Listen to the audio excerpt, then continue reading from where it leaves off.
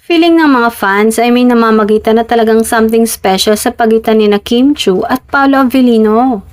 Hindi na raw kailangan ang lantarang pag-amin ng magka-love team para maramdaman ng publiko na totohanan na ang kanilang pagmamahal at pagkikare sa isa't isa.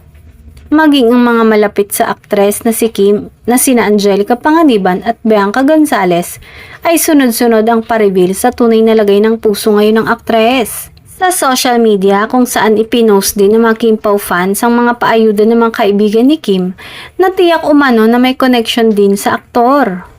Hindi man daw diretsahan ay napagdugtong-dugtong naman ng mga Kim Pao fans ang mga ebidensya at ayuda para sa kanilang idolo.